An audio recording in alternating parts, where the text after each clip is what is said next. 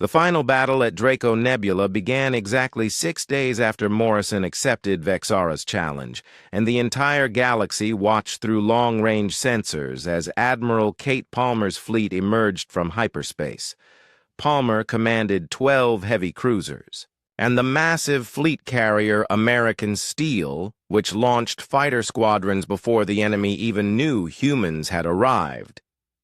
Captain Tony Martinez had positioned his ship perfectly to deploy kinetic kill vehicles while the biocruisers were still, adapting their defensive configurations. War Prince Drakthul's fortress looked impregnable from the outside with organic armor plating that pulsed with living energy and weapon emplacements that tracked incoming threats automatically, but humans had spent centuries perfecting siege warfare against fortified positions, and Palmer had no intention of conducting a traditional assault. She ordered Admiral Jack Freeman's Marines to prepare for boarding operations while her ships launched concentrated kinetic strikes at specific structural points. The Korthak defenders expected a prolonged siege lasting months according to conventional military doctrine, but humans had different ideas about acceptable timelines. Palmer's kinetic weapons were not trying to penetrate the bioarmor, but were instead targeting the asteroid's underlying rock structure, which could not regenerate like living tissue. Each impact sent shock waves through the fortress that disrupted the bioarmor's neural networks and created cascading system failures. Captain Steve Carter commanded the assault cruiser Detroit and led the first wave of kinetic strikes while his targeting computers identified optimal impact points. The biocruisers defending the fortress tried to intercept the incoming projectiles, but human weapons traveled too fast for organic systems to track effectively. Colonel Sam Wright prepared his Marine battalions for close-quarters combat inside the fortress, once Palmer's bombardment created breach points. Wright had grown up in gang territory in Los Angeles and understood urban warfare better than most military academy graduates. His Marines were equipped with weapons designed specifically for fighting bio-enhanced opponents in confined spaces. The bombardment continued for 2 hours while Drakthul's forces tried to adapt their defenses to human tactics they had never encountered before. Bio-armor that could stop energy weapons cracked under kinetic impact, and structural supports that had lasted for centuries began failing under repeated stress. Palmer waited until her sensors detected critical structural damage, then ordered the assault phase to begin. Freeman's Marines launched from their ships in armored pods that punched through the weakened bioarmor like bullets through flesh. The pods delivered assault teams directly into the fortress interior, where they began hunting Korthak warriors through twisting corridors filled with organic machinery. Wright's team landed near what intelligence identified as the command center, where Drakthul would be directing the defense. The War Prince had expected boarders to try capturing strategic locations or disabling critical systems according to conventional military thinking. Instead, the Marines ignored everything except killing enemy warriors, starting with the highest-ranking officers they could find.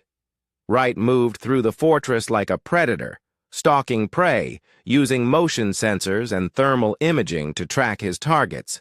His team eliminated 17 Korthak officers in the first 30 minutes while other Marine units spread throughout the structure. The defenders tried to coordinate their response, but human tactics disrupted their command structure faster than they could adapt. Drakthul finally realized that humans were not fighting a conventional battle, but were conducting an extermination operation designed to kill every defender. He gathered his personal guard and attempted to reach the central armory where heavier bioweapons were stored. Wright intercepted them in a corridor junction where the confined space negated most Korthak advantages in size and reach. The War Prince was nearly 4 meters tall with bio-armor that had evolved specifically for personal combat, but Wright had advantages that transcended physical capabilities. Human weapons fired depleted uranium rounds that could penetrate any organic armor, while human tactics emphasized overwhelming firepower over individual prowess. Wright's team surrounded Drakthul's guard and eliminated them with precise gunfire before the Korthak could close to melee range. The War Prince himself charged Wright with a ceremonial blade that glowed with bioluminescent energy. Wright shot him 6 times. Center Mass then put 2 more rounds through his skull to ensure the kill. The entire battle lasted 4 hours from first contact to final mop-up operations. Palmer's fleet suffered minimal casualties, while Drakthul's 32,000 warriors were completely eliminated. The fortress was left intact but empty except for human marines conducting post-battle intelligence gathering. Vexara witnessed the entire operation from the bridge of Palmer's flagship and transmitted her observations to every Korthak clan in real time. The speed and efficiency of human victory exceeded even her expectations because she had thought the battle would last several days. Morrison received Wright's combat report while standing in the same war room, where he had first presented the 3 skulls. The 4th skull now belonged to War Prince Drakthul and would join the others as proof of human dominance over Korthak resistance. Vexara performed the ritual of submission that acknowledged Morrison as Supreme War Alpha over all Korthak clans. She explained that approximately 2 million Korthak warriors throughout the galaxy now awaited orders from their new human commanders. The Alliance offered Earth access to biotechnology and warrior culture, while providing the Korthak with worthy leaders who understood proper application of violence. Morrison accepted their service, but established clear rules about how Korthak forces would be deployed in future conflicts. They would serve as shock troops and assault specialists under human command, but would not be used for occupation duties or civilian pacification. Rodriguez presented the integration plan that would incorporate Korthak military units into Earth's colonial defense force within 6 months. Training programs would teach Korthak warriors human tactical doctrine, while human officers learned to command alien troops effectively. The arrangement solved multiple problems because Earth needed additional military capability to protect its expanding colonial territories. 6 months later, Morrison returned to the Galactic Council war room wearing a coat decorated with honor marks from 17 different warrior species. The 3 original skulls still sat on the conference table, polished to mirror brightness, and now joined by Drakthul's skull representatives from warrior races throughout the galaxy, had requested audience with Earth to discuss alliance or service agreements. The Drakmori sent their finest champions to test themselves against human marines in ritual combat. The Vextai offered their fleet services in exchange for human protection of their merchant convoys. The Zephyrian battle clans sought permission to study human tactical methods and weapon designs. Morrison addressed the transformed council with the same calm professionalism he had shown during the original crisis. He explained that humanity would serve as the galaxy's military arm-handling conflicts too brutal or complex for civilized species to resolve. In return, Earth wanted preferential trade agreements, access to advanced technology, and territorial rights in frontier regions. The Korthak would serve as humanity's primary shock troops, with their warrior culture finally given proper outlet under competent leadership. Other species could request human military assistance, but would pay for protection through trade concessions or resource sharing. Veltar asked what would happen to species that rejected human authority or attempted to challenge Earth's growing power.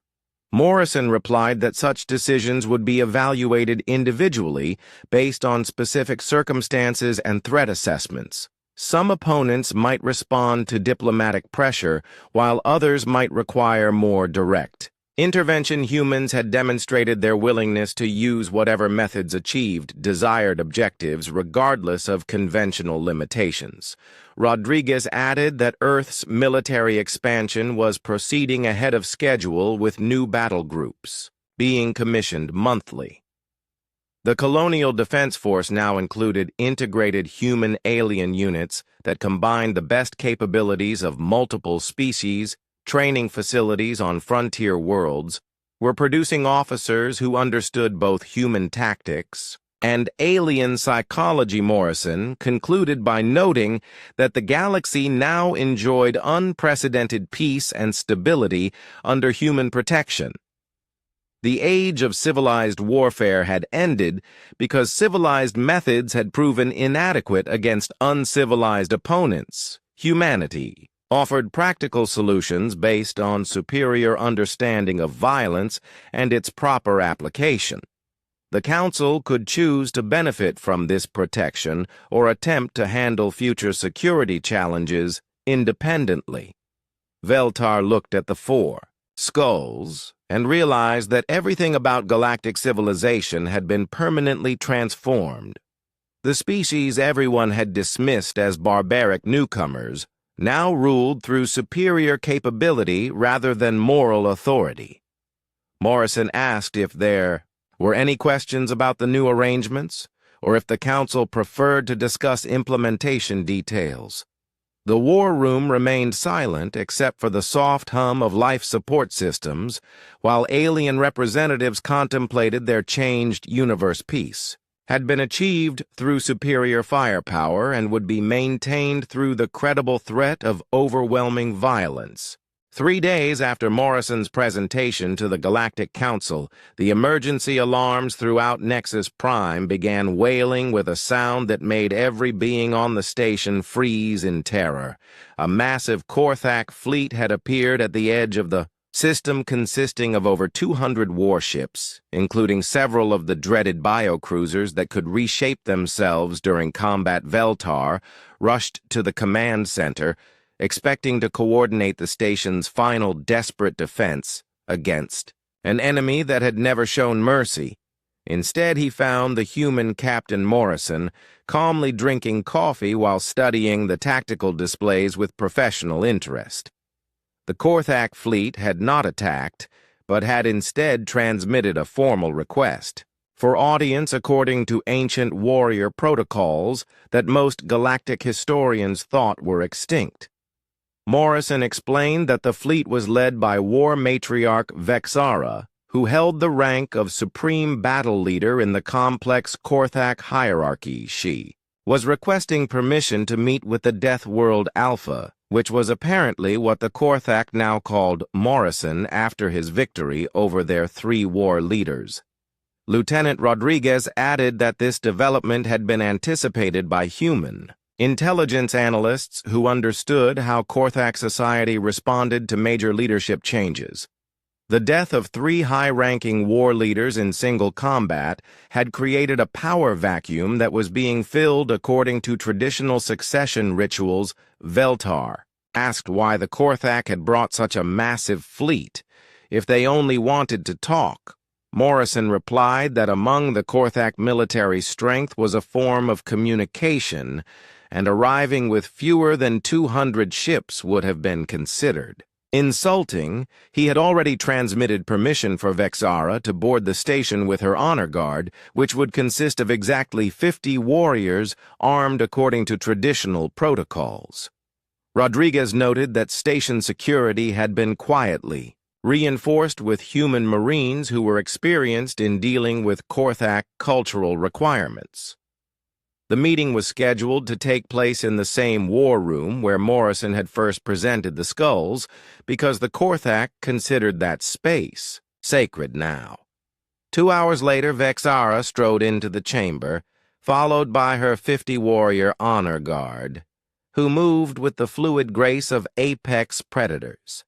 She was larger than the male Korthak leaders Morrison had killed, standing nearly 3 meters, tall with bioarmor that pulsed with living patterns.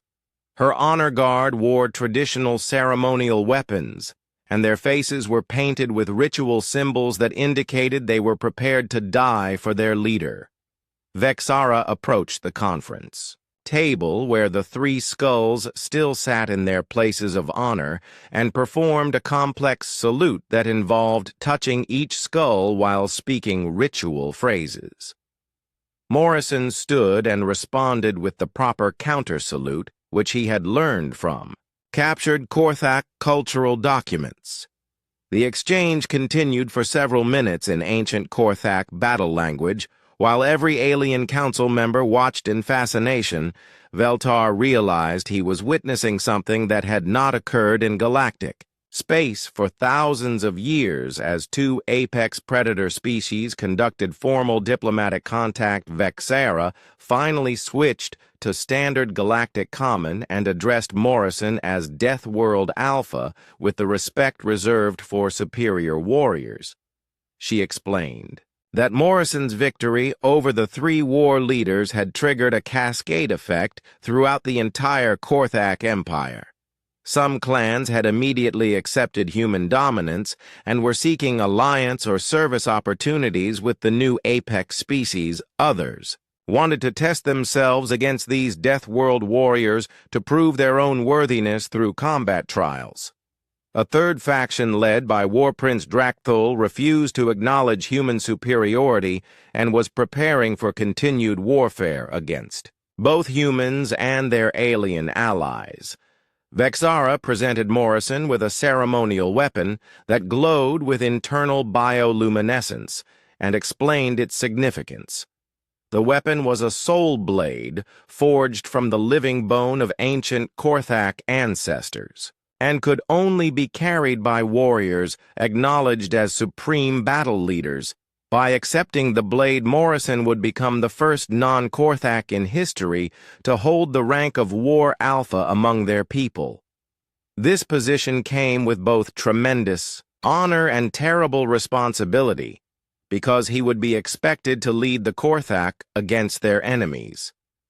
Morrison examined the weapon carefully, then asked what specific obligations came with accepting this honor. Vexara replied that he would need to prove human dominance by defeating War Prince Drakthul, who commanded approximately 30,000 warriors fortified in the Draco Nebula. If Morrison succeeded, the remaining Korthak clans would serve humanity as their military arm in exchange for the honor of fighting alongside superior warriors. If he failed, the Korthak would consider humans just another weak species to be conquered, and the war would continue with Earth as the primary target. Rodriguez whispered to Morrison that Admiral Kate Palmer was already en route with the battle group Valkyrie Squadron, consisting of 12 heavy cruisers, and the fleet carrier American Steel Palmer was a veteran of the Martian Independence War and specialized in deep space combat operations. Against fortified positions, Captain Tony Martinez commanded American Steel and had extensive experience with carrier-based assault operations. Morrison accepted the Soul Blade and felt its weight as the bioweapon adapted itself to his grip and nervous system. The blade would now respond only to his bioelectric patterns and would serve as proof of his authority among all Korthak clans. Vexara performed another ritual salute and explained that Drakthul had declared Morrison a false alpha who achieved victory through deception rather than superior strength. The War Prince had gathered traditionalist clans who believed the 3 dead leaders had been weak and unworthy opponents. Drakthul's forces included bioships that could regenerate battle, damage and weapon systems based on living organisms rather than mechanical technology. His fortress in the Draco Nebula was built inside a massive asteroid that had been hollowed out and reinforced with organic armor plating. Morrison asked how long he had to respond to this challenge. Vexara replied that Korthak honor demanded a response within one cycle of their homeworld, which translated to approximately 6 standard galactic days. She added that several other warrior species throughout the galaxy had become aware of recent events and were sending observers to witness the outcome. The reputation of both humans and Korthak was now at stake, because failure would demonstrate weakness to every potential enemy in known space, Lieutenant. Rodriguez displayed holographic intelligence reports about Drakthul's forces and defensive positions. The War Prince commanded 32,000 bio-enhanced warriors equipped with regenerating armor and weapons that fired living ammunitions. Fleet included 8 bio-cruisers that could split into smaller attack vessels or combine into larger configurations depending on tactical requirements. The asteroid fortress contained manufacturing facilities that could produce new weapons and warriors during extended combat operations. Morrison studied the tactical data while the Korthak Honor Guard waited in perfect silence. He noted that Drakthul's strategy relied on traditional Korthak advantages, like superior individual warrior capability, and biotechnology that adapted to changing battlefield conditions. However, the War Prince was fighting according to conventional siege warfare principles, which humans had been perfecting for centuries. Rodriguez added that preliminary reconnaissance had identified several structural weaknesses in the asteroid fortress that could be exploited by human engineering techniques. The bio-armor plating that made the fortress nearly indestructible against energy weapons was vulnerable to kinetic impact, weapons traveling at sufficient velocity. Morrison announced his acceptance of Vexara's challenge and requested that she witness human military capabilities during the coming battle. He wanted all Korthak clans to understand exactly what they were. Allying themselves with when they chose to serve under human command, Vexara's bio-armor pulsed with excited patterns as she agreed to accompany the human fleet as an observer and battle judge.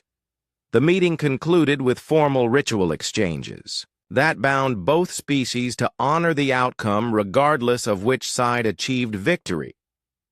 Veltar watched the proceedings with growing amazement as he realized that humanity had not just ended one war, but had fundamentally changed the power structure of the entire galaxy. The war room erupted into chaos as every species began speaking at once in their own languages, creating a cacophony of clicks, whistles, and harmonic resonances that hurt Morrison's ears. Veltar raised all 4 of his arms, demanding silence while his face displayed the pale blue color that indicated extreme agitation among his people. Resonance of truth pulsed with rapid flashes of red and orange light while broadcasting harmonic frequencies that translated roughly to outrage and disbelief. Whirlwind Speaker spun faster in his containment field, creating small electrical discharges that made the air smell of ozone and burned metal. The insectoid Zixtal clicked her mandibles so rapidly it sounded like machine gun fire, while her compound eyes shifted. Through different color spectrums, Morrison remained seated calmly in his chair, occasionally glancing at the 3 skulls, while the alien council members argued about whether humanity had saved them or damned them all. Veltar finally restored order by activating the chamber's sound-dampening field, which forced everyone to communicate through the translation system. He turned to Morrison with his large eyes narrowed in what humans would recognize as suspicion, and asked if the human truly understood what he had done. Morrison replied that he had ended a war that was killing millions of beings and established lasting peace through methods that actually worked. Veltar's skin shifted to deeper blue as he explained that humans had violated every single convention of civilized warfare established over 3 millennia of galactic law. The Geneva Conventions of Space required humane treatment of prisoners and prohibited taking body parts as trophies. The Rigel Accords banned targeting civilian populations and mandated proportional responses to military action. The Centauri peace treaties established diplomatic immunity and required formal negotiations before engaging in combat. Morrison had ignored all of these laws and committed what most species would consider war crimes punishable by exile from civilized space. Morrison listened patiently, then asked Veltar how well those conventions had worked against the Korthak, who had slaughtered 12 billion beings in 6 months. He pointed out that the Galactic Council's civilized approach had achieved nothing except higher body counts, while humans ended the entire conflict in 8 months. Lieutenant Rodriguez stepped forward with her tablet displaying casualty statistics. From both approaches, under Council leadership, the war had cost 12 billion lives and showed no signs of slowing down. Human intervention resulted in approximately 50,000 total deaths, including the complete elimination of Korthak military leadership. She asked the Council which approach they considered more moral when measured by actual lives saved. Resonance of truth pulsed with confused yellow patterns and transmitted the question of whether humans felt any remorse for their brutal actions. Morrison considered this for a moment, then replied that he felt sorry for every human soldier who had died fighting to protect alien worlds that were not his responsibility. He did not feel sorry for killing Korthak warriors who had chosen to make war against peaceful civilizations. Humans understood that violence was sometimes necessary to protect innocent beings, and they accepted the moral weight of that choice. Rodriguez added that every human military officer received extensive training in ethics and rules of engagement before being deployed. They were taught to minimize civilian casualties and use only necessary force to achieve their objectives. The difference was that human definitions of necessary force included killing enemy leaders when diplomatic solutions had clearly failed. Whirlwind Speaker asked through rapid atmospheric vibrations whether humans realized they had fundamentally changed the nature of galactic civilization. Morrison replied that civilization, which could not protect itself, was not really civilization at all, but merely an elaborate form of suicide. He gestured toward the skulls and explained that the Korthak would have eventually conquered every peaceful species in the galaxy because nobody else was willing to fight them effectively. Humans had not changed galactic civilization, but had saved it from extinction through superior tactical thinking. Zixtal clicked a series of complex patterns that translated to questions about human psychology and whether they were naturally violent or had chosen violence as policy. Rodriguez answered that humans were no more naturally violent than any other predatory species, but they were uniquely skilled at organized violence when it became necessary. Earth's history included thousands of years of warfare between human populations, which had refined their understanding of tactics, strategy, and battlefield psychology. This experience made them ideally suited to handle opponents like the Korthak, who could not be defeated through conventional diplomatic or military approaches. Morrison stood up and walked over to examine the chamber's tactical displays. While the aliens continued debating, he noted that the Council had accurate intelligence about Korthak military capabilities but had completely misunderstood their motivations and cultural framework. Any competent military analyst should have realized that beings who practiced ritual scarification and ate their enemies were not going to respond to civilized warfare.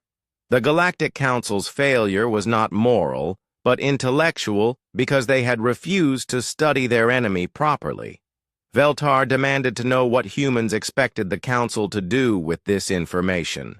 Morrison replied that humans expected nothing because the war was already over, and the Korthak had accepted terms that guaranteed lasting peace.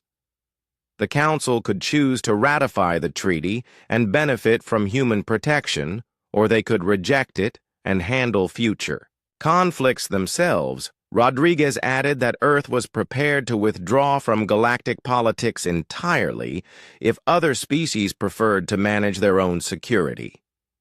She displayed shipping schedules showing that human military forces could be recalled to Earth space within 6 months. This would leave the Galactic Council exactly where they had been before human intervention, except now the Korthak knew that effective opposition existed. Morrison picked up one of the skulls and held it while he addressed the chamber. He explained that humans had not sought this conflict, but had responded when Korthak raiders attacked colonial settlements on the frontier. Earth's government had tried diplomatic contact through proper channels, but received no response from either the Korthak Empire or the Galactic Council. Human commanders made field decisions based on immediate tactical requirements and achieved complete victory through superior understanding of their opponents. The treaty was offered as a gift to species who had been unable to defend themselves, but it could be withdrawn if they preferred alternative arrangements. Resonance of Truth asked what would happen if other hostile species appeared in the galaxy. Morrison replied that humans would evaluate each situation independently and respond according to the specific threats presented. Some opponents might respond to diplomatic pressure, while others might require economic sanctions or military intervention. Humans had proven they could adapt their methods to achieve desired outcomes, which was more than any other galactic species had demonstrated. Rodriguez concluded by noting that the complete human military analysis of galactic security was available for Council review. This included assessments of potential threats, emerging technologies, and recommended defensive strategies for the next century. Earth was willing to share this information freely as part of their commitment to galactic peace and stability. Veltar looked around at the other council members and saw his own uncertainty reflected in their alien expressions. The humans had solved an impossible problem using methods that violated everything the Galactic Council believed about civilization and morality. But the results spoke for themselves, and 12 star systems were now safe because humans had been willing to do what nobody else would consider. Morrison placed the skull back on the table and asked if the council needed time to discuss their decision. Mentioned that Admiral Kate Palmer was arriving tomorrow with reinforcements in case any other Korthak clans decided to test human resolve. The council would need to decide quickly whether they wanted humanity as an ally or preferred to face future threats without human assistance. The silence in the war room stretched for several minutes, while every alien council member stared at the 3 skulls sitting on their sacred conference table. Veltar finally found his voice, though it shook slightly, when he asked Morrison to explain exactly how humans had accomplished what seemed impossible. Morrison pulled out a chair and sat down without being invited, which violated about 12 different protocols, but nobody seemed to care about etiquette anymore. He gestured to Lieutenant Rodriguez, who activated a holographic display that showed star charts and battle reports. The first skull, Morrison said, belonged to Warlord Thexmore, who had been killed in single combat by Sergeant Mike Kelly on the mining world of Kepler 442 Resonance of Truth. Pulsed with confused orange light and asked what single combat meant in human terms. Rodriguez explained that Kelly had challenged Thexmore according to Korthak ritual combat rules, using only hand weapons in an arena witnessed by both sides. The fight lasted 4 hours and ended when Kelly drove a combat knife through the warlord's throat after beating him unconscious with his bare hands. Kelly was a former construction worker from Detroit who had joined the Colonial Defense Force 3 years earlier and had never considered himself particularly dangerous. But humans came from a world where every animal was a predator and every environment tried to kill them. So they developed different survival instincts. The second skull had belonged to General Crixval, who died during a boarding action led by Commander Nina Wells, was a former police officer from Houston who specialized in close-quarters combat, which translated perfectly to fighting inside starship corridors. She led 12 Marines onto the Korthak dreadnought while it was still firing at human positions. The Korthak expected the boarders to try capturing the bridge or destroying critical systems like any civilized military force would attempt. Instead, Wells ordered her team to hunt down and kill every single Korthak warrior they could find, starting with the highest-ranking officers.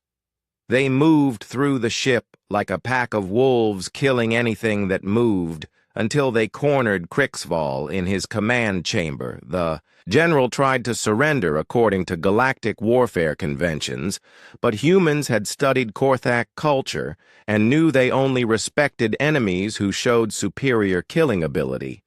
Wells shot him in the head and took his skull as a trophy, which sent a message to every other Korthak in the fleet. The third skull came from War Prince Zethkar, who was eliminated by Marine sniper. Danny Shaw during the siege of New Oslo. Shaw had been a deer hunter in Montana before joining the military and was used to tracking dangerous animals through difficult terrain. He spent 6 days crawling through the ruins of the city, getting close enough for a clean shot while Zethkar commanded the Korthak ground assault. The War Prince wore bio-armor that could stop any conventional weapon. But Shaw was using a rifle that fired depleted uranium rounds, designed to punch through starship hull plating.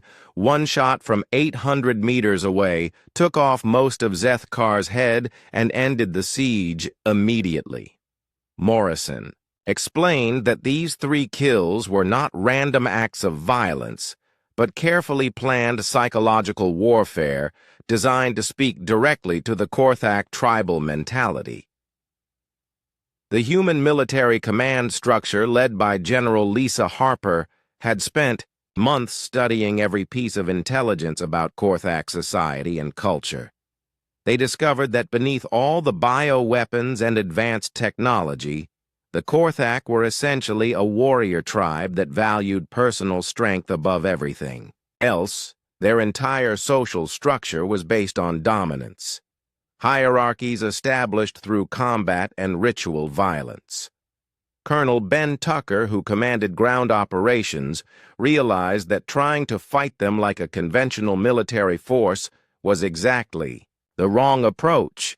Instead, humans needed to challenge them according to their own cultural rules and prove superiority through individual combat achievements.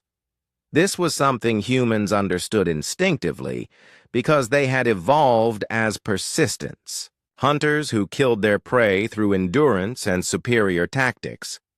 Every human child grew up learning about predators and violence as natural parts of existence on their dangerous homeworld.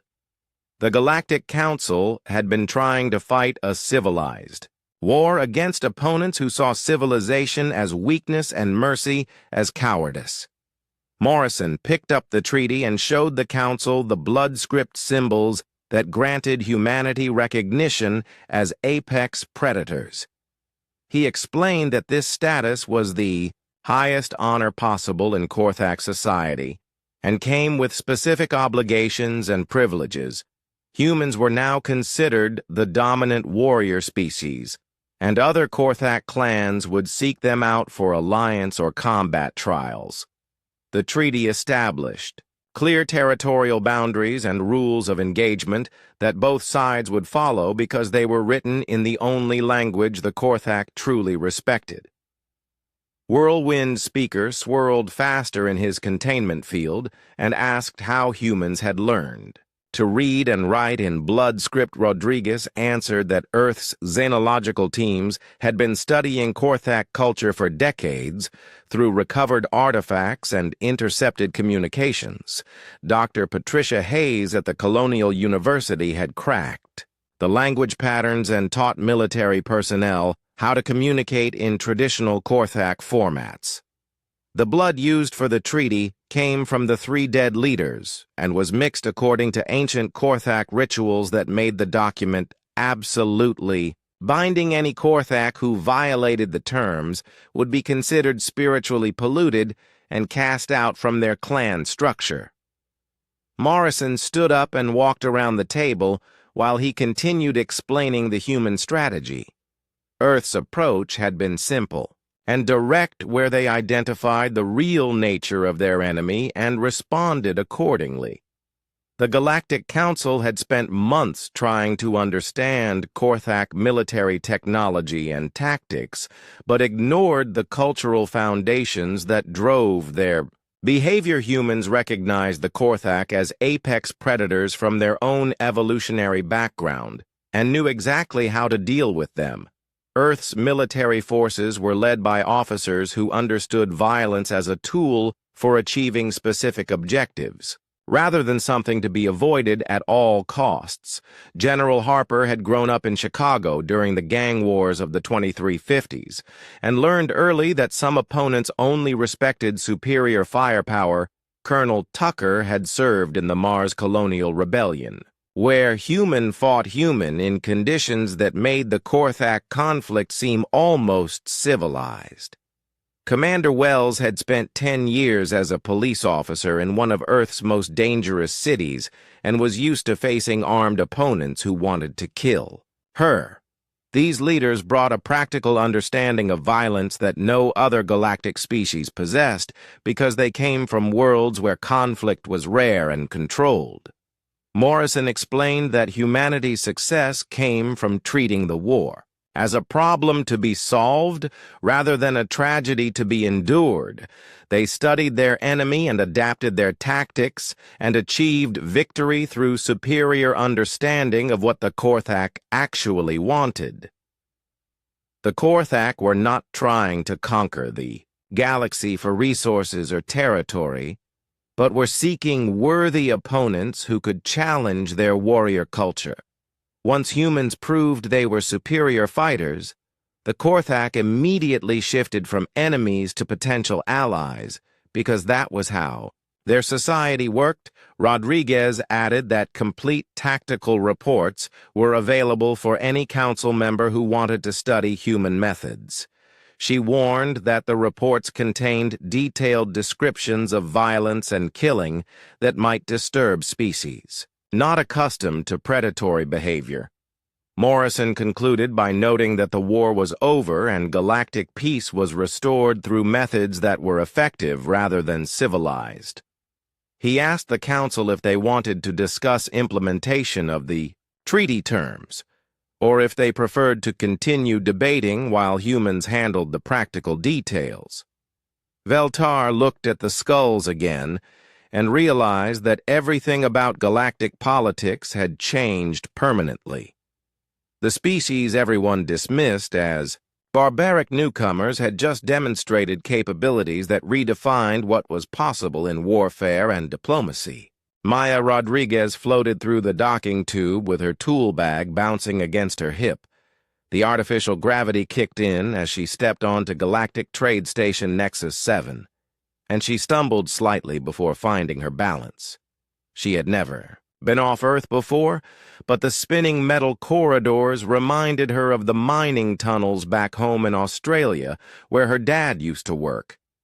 The air tasted different here, cleaner somehow, without the dust and heat she was used to. Maya adjusted her maintenance coveralls and looked around at the massive space station that would be her home for the next 6 months. Captain Jake Murphy had warned her that aliens might look strange, but she figured they couldn't be weirder than some of the creatures she grew up with in the outback. A group of tall blue aliens walked past her, their skin shimmering like water. Maya nodded politely and kept walking toward the human quarters.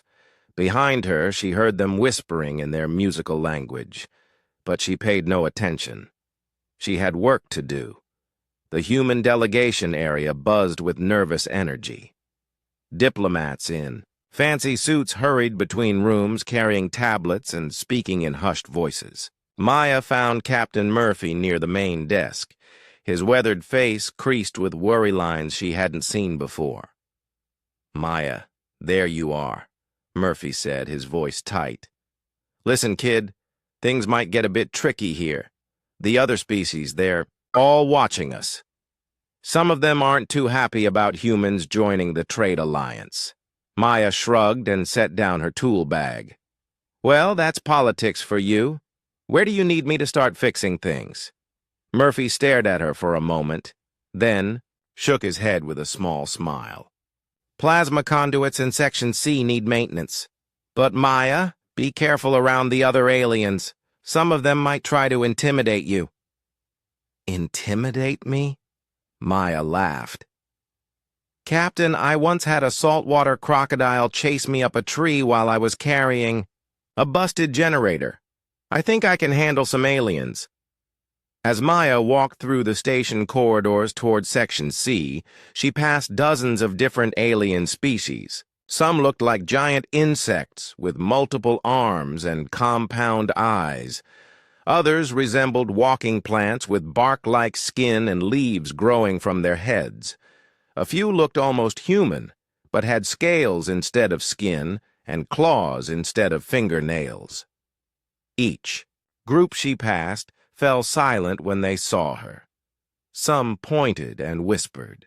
Others backed away slightly, their eyes wide with what looked like fear or amazement. Maya found this behavior puzzling, but not particularly interesting. People back home sometimes stared at her too when she walked into town covered in mud and carrying a snake she'd found in her truck. Section C hummed with the sound of machinery and electrical systems. Maya found the plasma conduits easily enough and got to work. The technology was more advanced than anything on Earth, but the basic principles were the same. Electricity flowed through circuits, and when something broke, you fixed it.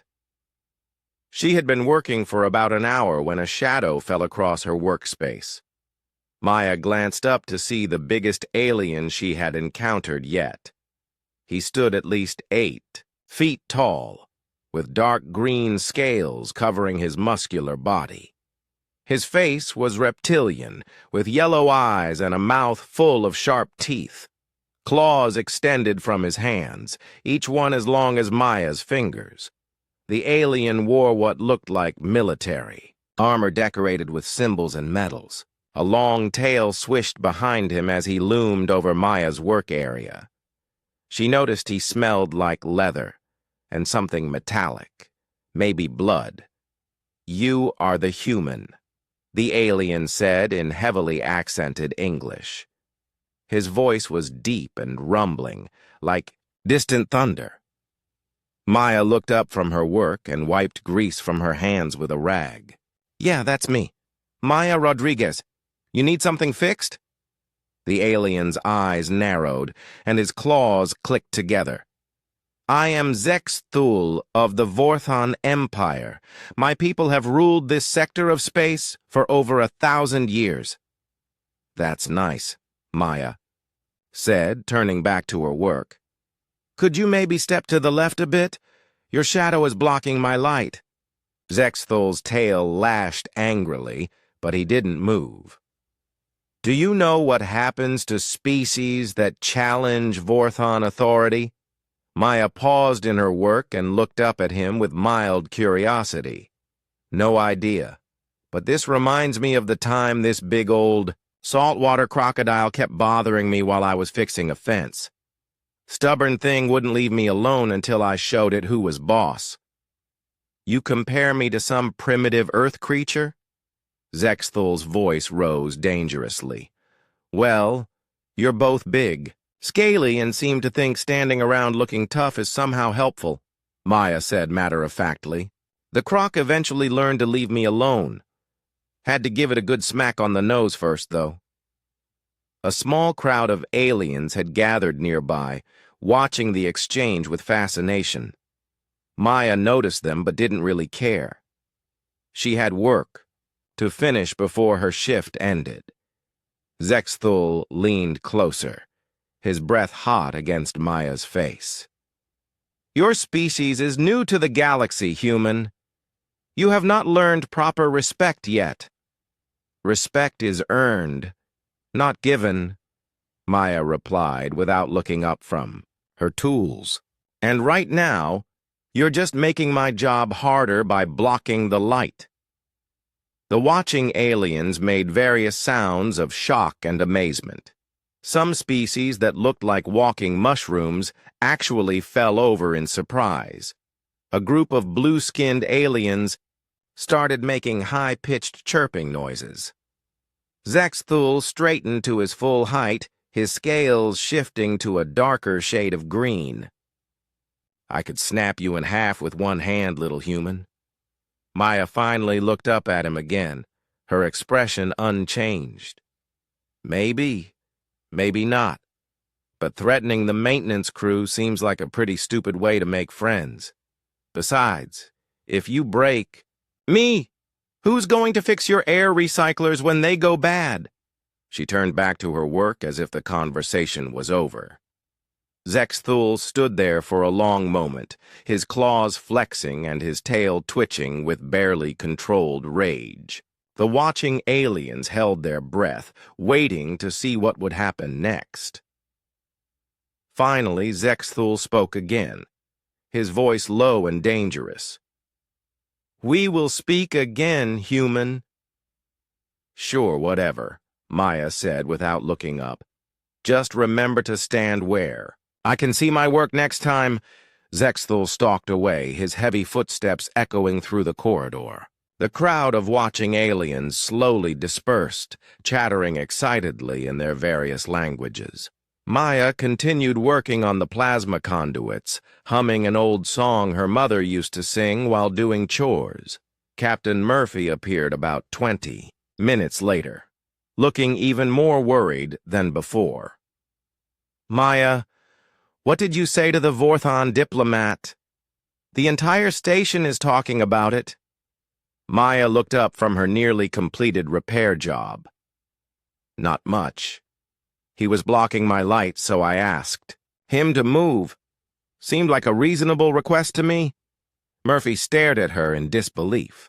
He's one of the most feared warriors in the galaxy, Maya. His people have conquered dozens of star systems. Well, good for them, Maya said, packing up her tools. But that doesn't give him the right to interfere with scheduled maintenance. I've got 3 more sections to check before dinner. As Maya walked away, Captain Murphy watched her go with a mixture of admiration and terror. He had a feeling that the next few months were going to be very interesting indeed.